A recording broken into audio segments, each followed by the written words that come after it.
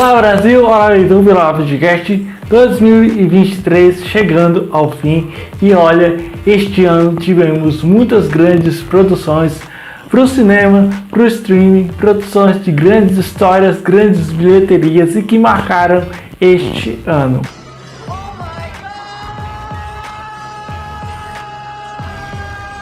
Porém, a vida não é só alegria, pois 2023 foi um ano também que tivemos algumas obras indefensáveis, no qual me rendeu não só uma lista, mas duas listas de filmes patéticos deste ano. Então se prepara, pois hoje falaremos sobre aqueles filmes que tentaram surpreender, mas fracassaram miseravelmente em suas ideias, premissas e outras coisas. Então vamos lá, depois da vinheta nós falamos sobre os 10 piores e mais chatos filmes de 2023.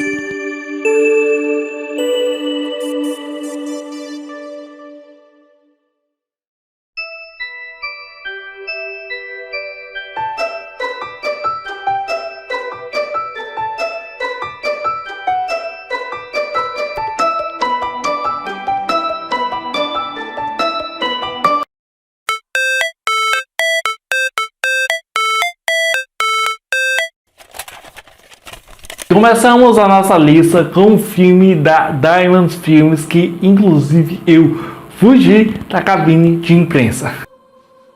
Everything's gonna be okay. Enfim, temos aqui Belo Desastre, um filme que não é belo, mas é um tremendo desastre. Dirigido e co-escrito por Roger Clumb e adaptado a um livro de mesmo nome, escrito pelo autor Jamie Maguire, que inclusive é um dos roteiristas dessa porcaria. Essa imbecilidade de produção é uma mistura de 365 dias, After e 50 tons de cinza. Só que a diferença é que é estrelada pelo Zac Efron e por uma atriz que já é bem conhecida por essas produções, Virginia Gardner, que interpreta Abby, interpretada por essa moça, que é uma caloura certinha que vai a uma luta clandestina com seus melhores amigos da faculdade. Lá ela conhece Travis Maddox, que é os irmãos Zac Efron, um lutador que está decidido a conquistar a moça. Apesar de se sentir atraída por ele, Abby fica cansado das suas investidas. Durante uma luta, os dois fazem uma aposta. Se Travis ganhar, os dois vão morar juntos por um mês. E depois disso pode apostar em muita putaria, atuações dignas de fanbase de ouro e muita piada sem graça e machista. Um dos principais motivos pelos quais esse filme não me agradou e não me agrada e nunca vai me agradará, como os atores oferecem personagens fracos, superficiais, sem nenhuma química. A direção de Roger Clumb é pobre, entupida de elementos já vistos e que não contam uma boa história. Aqui é proveitoso, onde você terá mais cenas de SSXO do que propriamente uma história que vai lhe oferecer algum sentido na trama ou que traga quaisquer que forem. Outro motivo que faz com que esse filme aqui seja uma podridão total é o seu roteiro, que inclusive é baseado no livro do próprio roteirista dessa bosta aqui.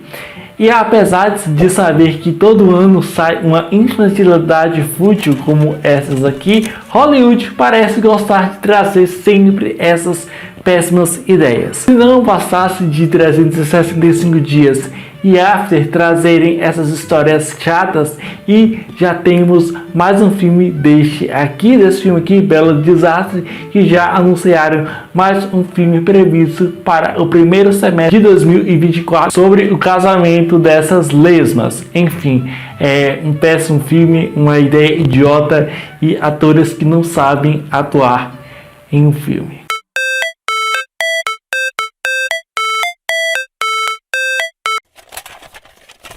Também temos aqui Desejo Proibido, um filme polonês lançado em 2023 nos cinemas, dirigido por Tomasz Mendes e escrito por Moszka Tyrys e também pelo próprio diretor. Sim, estou falando de um filme onde os produtores de 365 dias da Netflix produziram essa imbecilidade. E sabe o que é pior? O filme foi comprado pela Netflix e já está disponível no catálogo. Oh my God. Bom, o filme conta a história de Olga, uma mulher bem-sucedida que tem sua vida virada a cabeça para baixo ao conhecer Max, um homem 15 anos mais jovem que elas. Os dois se apaixonam, mas seu relacionamento é proibido, pois Olga é uma mulher casada e tem uma filha insuportável. Se 365 dias já era patético com 3 filmes inúteis, After já era medíocre com 5 filmes, este filme aqui é o dobro da ruindade de todos esses filmes. Madalena, né, atriz que interpreta a Olga, que eu não vou pronunciar o nome dela, é uma advogada mais infeliz pelo seu relacionamento complicado e sua filha birrenta, que o filme aqui tem a ousadia de criar, a pachorra de criar um triângulo amoroso, o mesmo ator que estrelou nos 2 últimos filmes de 365 dias, Hoje e Finais. E aqui o diretor ele cria as mesmas coisas que são consideradas ruins em produções como essa, onde o filme vai oferecer cenas de muita putaria, onde estas mesmas fazem amor na areia, a fotografia vai fazer planos medíocres possíveis, tendo até cenas de reflexos pobres que só podiam sair da mente de uma pessoa com sérios problemas. O filme não é só ruim, não, esse não é o ponto, mas é ofensivo às mulheres. E é sério, eu inclusive acho que esse tipo de filme até vende muito, né? Principalmente porque o público-alvo aqui são as mulheres de terceira idade. Enfim, é um dos piores filmes que eu assisti esse ano, uma das piores ofensas e um dos piores crimes ao audiovisual como um todo.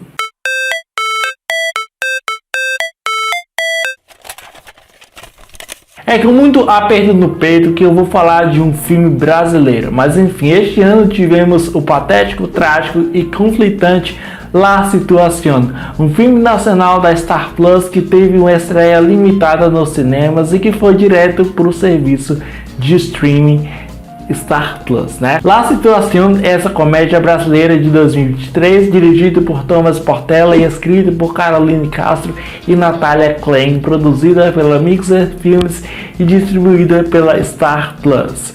O filme é um road movie de comédia estrelado por Natália Laje, Júlia Rabelo e Tati Lopes, uma história em que 3 melhores amigas embarcam do Brasil para a Argentina em busca da herança de uma delas. No entanto, a viagem é marcada por conflitos absurdos.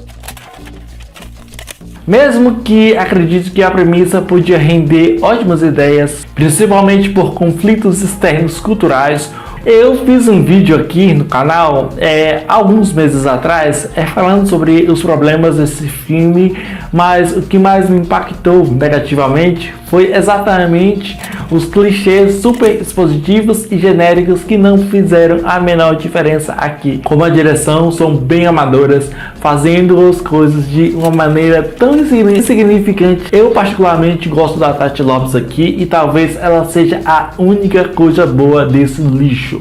O filme não tem história, o filme não tem premissa, o filme não tem uma mensagem. O filme ele só tem um filme que quer vender uma ideia muito chata, forçada, e o problema não é o fato de apresentar 3 mulheres, mas é como o filme as trata de uma maneira muito estúpida e muito burra demais. Enfim, um filme com ideias idiotas e um roteiro igualmente idiota.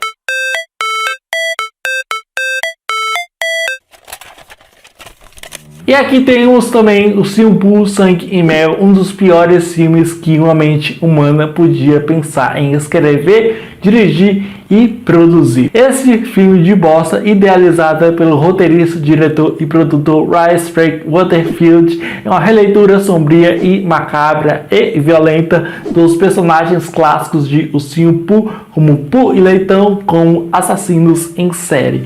O filme segue Christopher Robin, que deixa o bosque do Sem Acre, e Leitão ficam sozinhos e começam a se preocupar com a falta de comida e abrigo. Eles começam a caçar animais selvagens para sobreviver, mas logo se tornam violentos e começam a matar os humanos.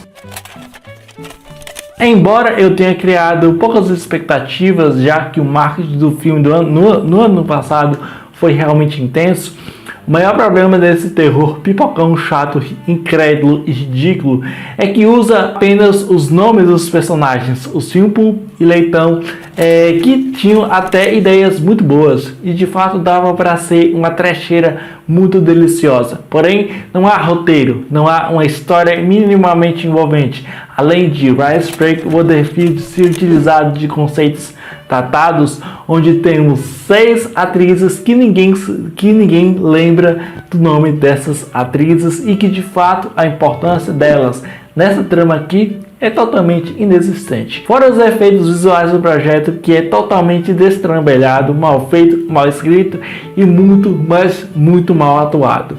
Enfim, o Ursinho Pooh podia render um roteiro dessa forma, não se podia esperar nada do que uma mesmice total.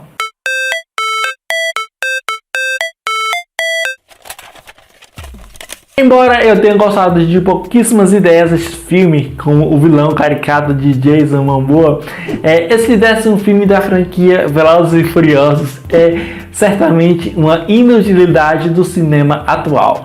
Fast X, ou Velozes e Furiosos 10, como é o título original aqui, é um título de ação norte-americano de 2023, dirigido por Louis Leterrier, do filme O Incrível Hulk, e escrito por Dan Mezil e Justin Lin, o criador da série dessa franquia patética. Esse é o 10º filme da saga Velozes e Furiosos e o 8º primeiro de 2 filmes finais. Sim, teremos esse filme e teremos mais 2 filmes para completar a fanfarrice dessa franquia. O filme segue Dom Toretto, Vin Diesel e sua equipe que enfrentam a maior ameaça de suas vidas, Dante, que é Jason Momoa, um terrorista mortal e ex-agente da CIA que busca vingança contra Dom por matar seu pai, Reynan Reis. Bom, e aí Dante desencadeia em uma série de ataques devastadores contra Dom e sua família, forçando-os a unir mais do que nunca para sobreviver. Apesar de gostar muito da franquia, apesar que o meu filme favorito está entre os piores dessa franquia, que é Velozes e Furiosos 3, Desafio em Tóquio, e Velozes e Furiosos 7.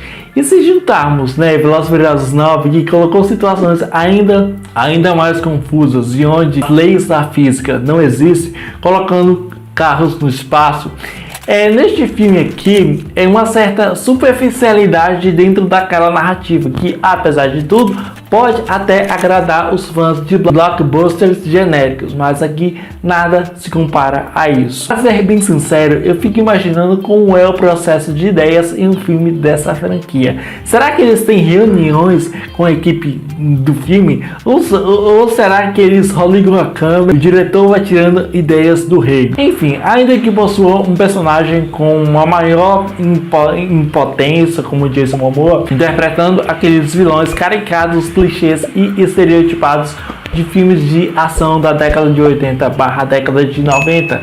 Bom, como eu falei aqui, eu gosto do vilão por ele ser caricato, mas detesto o que o texto oferece fora dele. Por exemplo, a cena em que ele pinta as unhas e começa a falar com cadáveres é a prova da mediocridade desse filme aqui. Eu sou muito respeitoso com produções ruins, mas esse filme é um porre. Só o Dom, não o Dominique Toretto, o Dom mesmo, o Dom, meu amigo Dom, grande pessoa, um grande amigo meu do canal Pimenta Nerd, gosta desse filme, que eu não entendo o que ele viu aqui. É sério, eu preciso trocar ideia com o Dom seriamente. No, no, no, no.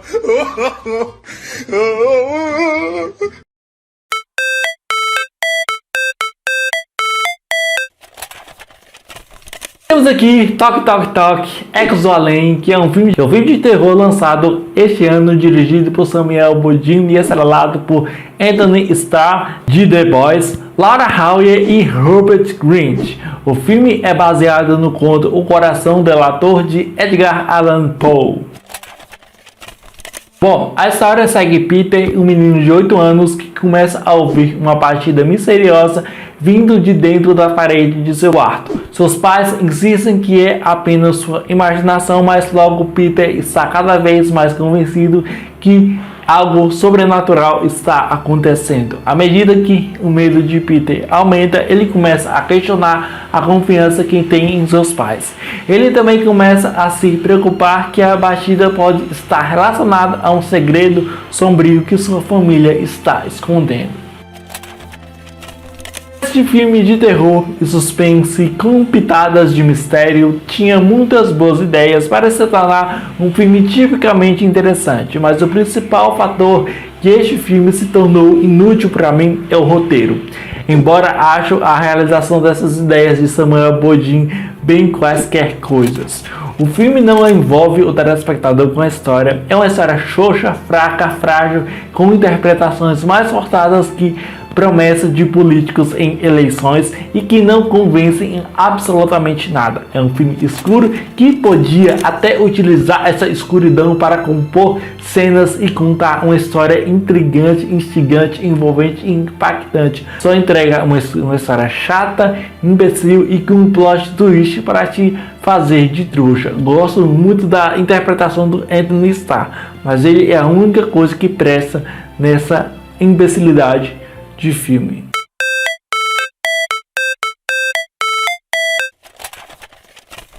E vamos de uma comédia boboca que faz o telespectador de abestado com 4 amigas em uma paixão, ou Wavy for Brady, que é um filme de comédia e drama norte-americano dirigido aqui por Kylie Marvin e estrelado por grandes 4 atrizes: Lily Tomlin, Jane Fonda, Rita Moreno e Sally Field. Sim, Sally Field, maravilhosa. Grandes atrizes de cinema que parecem estar aqui só para pagar as suas dívidas, porque eu não vejo outra explicação.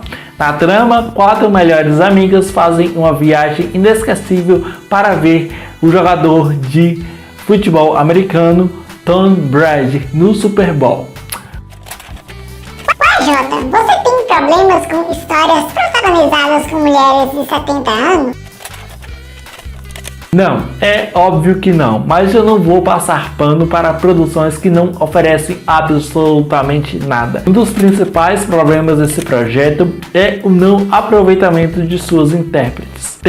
A gente tem aqui Lily Tomlin, Jane Fonda, Rita Moreno e Sally Field em um filme só.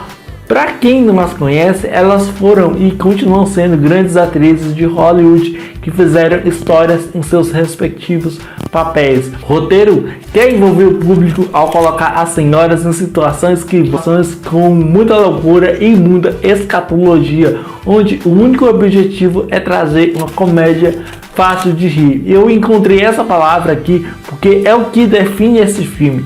É um filme fácil para o telespectador tirar uma gargalhada sem ter um envolvimento emocional. Ainda acho que a direção de Kylie Marvin é falha em todos os sentidos possíveis. O diretor não oferece coisas boas nessa premissa, até se tornando aquele filme de 90 minutos muito mal realizado, muito mal escrito, e cujas as únicas boas coisas do filme são os créditos finais. Por exemplo, este ano tivemos inclusive um filme parecido com esse, muito bem parecido, com a mesma estrutura do tipo de abordagem passados, né? Chamado de Do Jeito Que Elas Querem 2, o próximo capítulo, o Books Club The Next Chapter, que é a continuação do igualmente muito bom de 2018, que inclusive é interpretado também pela atriz Jane Fonda. E lá o texto e a direção são bem controladas, bem centradas e muito bem feitas, até tendo as mesmas piadas em relação ao tom. Mas lá se conta uma história agradável, aqui não. Tudo é mal realizado, tudo é mal feito e não comunica absolutamente nada.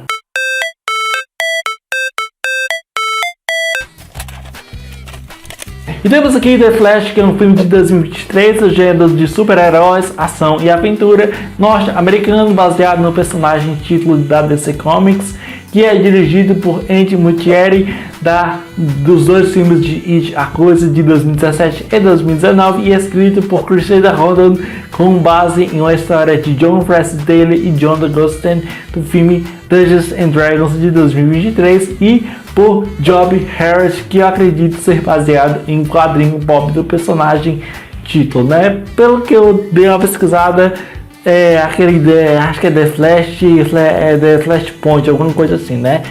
A trama acompanha o Flash, ou o Barry Allen, que viaja no tempo para tentar salvar sua mãe da morte, mas acaba alterando acidentalmente a linha do tempo e criando um universo paralelo sem super-herói. Com a ajuda de um Batman alternativo e uma nova aliada, a Supergirl, Barry deve encontrar uma maneira de restaurar a linha do tempo original e quem sabe mesmo, salvar o mundo. O que ninguém sabia é que a gente não tem Flash, e tem sim o Ezra Miller, os caras mais polêmicos da cultura pop. Por que The Flash é ruim? Bom, diferentemente de alguns sites e portais de entretenimento, se o filme não entrega nada, eu não vou omitir coisas que faltavam. Diferente de alguns sites e portais de entretenimento, se o filme não entrega nada, eu não vou omitir coisas que faltaram, como o tal dos efeitos visuais bacanas. O que eu até fico me perguntando o porquê, né, ou o que essas pessoas viram. Bom, The Flash, antes das polêmicas envolvendo o ator medíocre, né, Ezra Miller. Mas sabe o que é pior? Que o filme não parece ser um filme de The Flash, sabe? Até porque todo mundo sabe que este filme não só tem problemas de CGI, mas tem um problema de roteiro, de direção, de montagem, que se aproveita apenas e exclusivamente da nostalgia para enganar os fãs que só queriam ver um filme interessante. The Flash ainda traz Supergirl, de Sasha Calle, onde nada dessa personagem convence. A atriz até tenta, mas eu culpo apenas e exclusivamente a equipe de roteiristas e diretores que não conseguem criar absolutamente nada, e foi com esse filme que eu me aposentei do gênero no cinema, porque é sério, é por isso que o Martin Scorsese chega aí e fala que essa porcaria não é cinema, porque de fato hoje eu vejo que isso aqui não é cinema, porque cinema tem que criar algo interessante, tem que criar algo que revolucione, tem que criar algo que chame a atenção, não uma besteira dessa que tem bebês caindo do teto enquanto o The Flash está lá comendo, ou por exemplo, quando o filme, no final do filme, eles botam CGI, outros atores.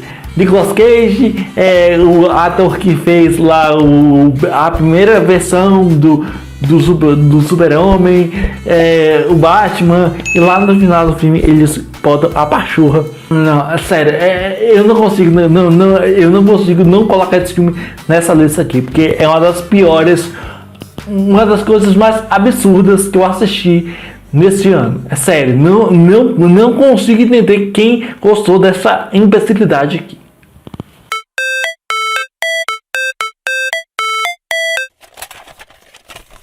Bom, temos aqui o chamado quadro Samara Ressurge ou Sadako DX, que é um terror japonês de 2022, dirigido por, eu não vou falar esse nome aqui, e escrito por Mashiro Ikeno. Na trama, uma jovem tenta desvendar mortes misteriosas que parecem estar ligadas a um vídeo. Ela não acredita na maldição até que sua irmã se torna a próxima vítima. Este filme é um destrambelho total. O longa foi anunciado de uma forma estranha e quando finalmente chegou, a surpresa foi imensamente grande. Pois, na verdade, o filme não tem nenhuma conexão com a versão que conhecemos, que é o chamado de 2004 e como sim, a versão da franquia japonesa. O texto aqui quer ser revolucionário, tirando as fitas de vídeo pelas diversas tecnologias, ou seja, Twitter, TikTok, Facebook, apesar que ninguém usa mais Facebook hoje em dia, mas enfim, Instagram, essas coisas, sabe? Até podia dar certo, mas você acha que um filme com uma franquia flopada dessa iria fazer tais coisas funcionarem nesse filme aqui? Bom, além de que tem um dos personagens mais insuportáveis dessa imbecilidade, que é um garoto que não pode ver um rabo de saia, que logo ele já quer, né? Eu não consigo entender que esses homens, né? Calma, gente, se controla, você tem que se controlar. Este filme aqui é capaz de sugar toda a sua energia e nunca mais devolvê-la. A montagem é patética, fazendo recortes feitos, parece que aquilo ali, acho que os editores, eles fizeram esses recortes naqueles piores editores de vídeo que você pode imaginar. Até pior que aquele Movie Maker, até acho que eles recortaram isso aqui no PowerPoint, não consigo entender. E olha que eu assisti esse filme nas melhores condições possíveis, mas a direção de fotografia coloca uns filtros azulados bem chatões. Ainda temos um mestre que não é capaz de ensinar nada, ele só reclama, grita como um maluco e perturbado. Enfim, o chamado 4, Samara Ressurge, fez história se destacando aqui na nossa lista do canal J Críticas como um dos piores filmes de terror do ano e com um dos piores filmes gerais do ano.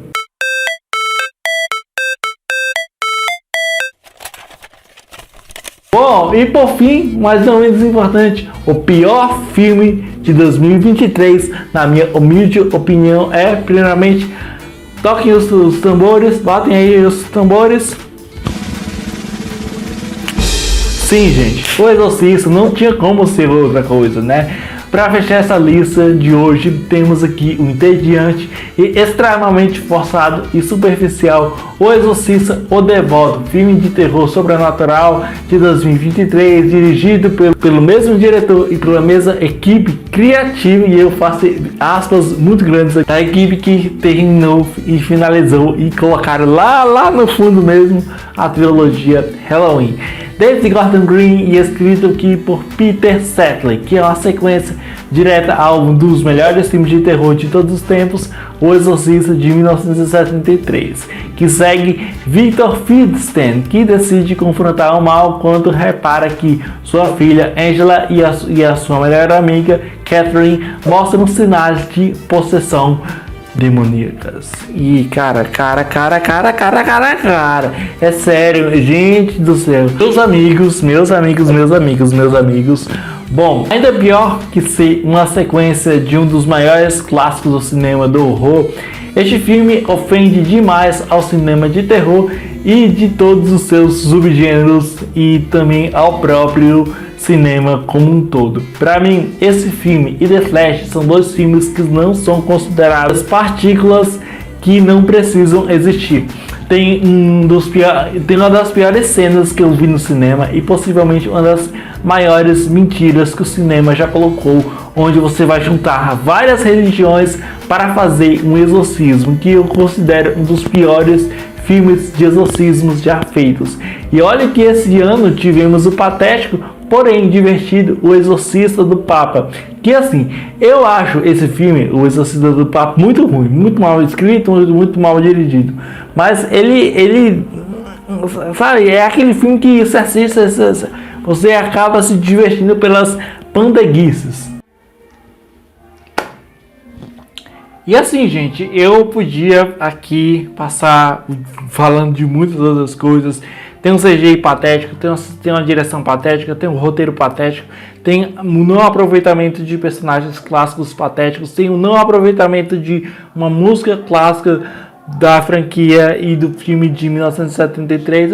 Então assim, é uma produção que ela é porca, ela me deu nojo, ela me deu repulsa, ela me deu uma sensação de vomitar, porque tudo que esse filme tenta fazer é uma tremenda de uma injustiça.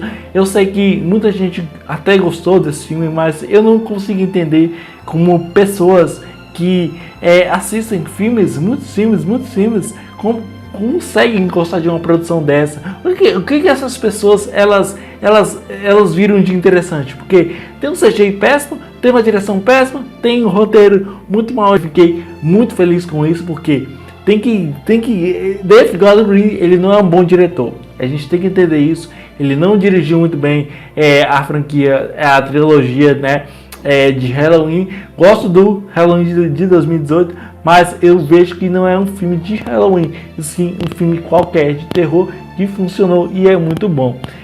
Mas ainda assim eu fico aqui com esses filmes aqui.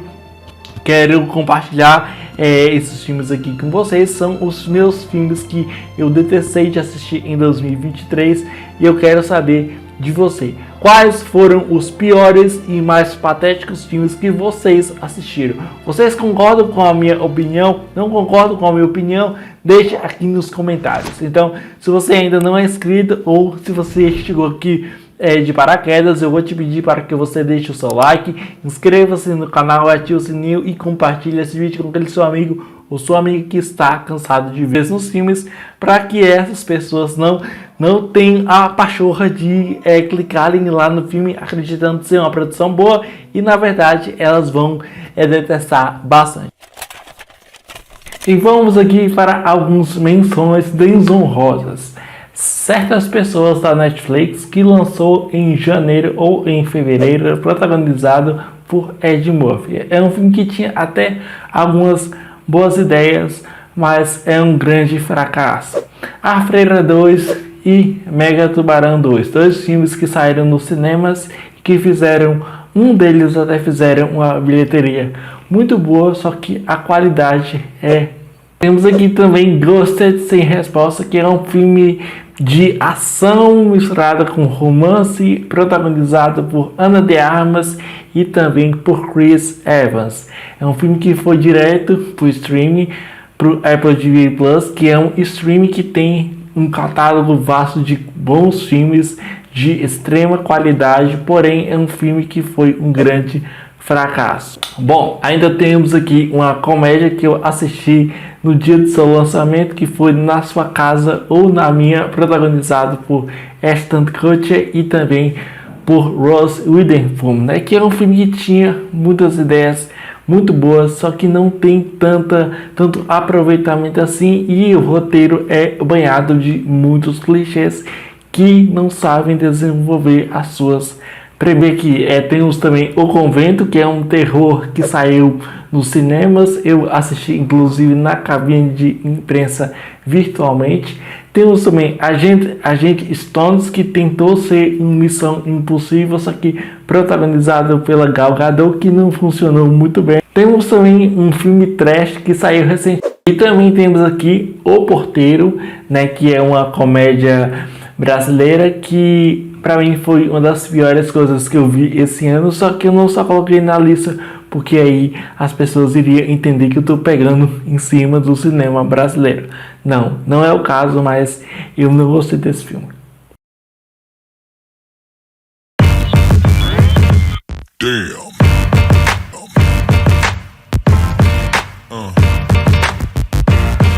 Yeah. Yeah.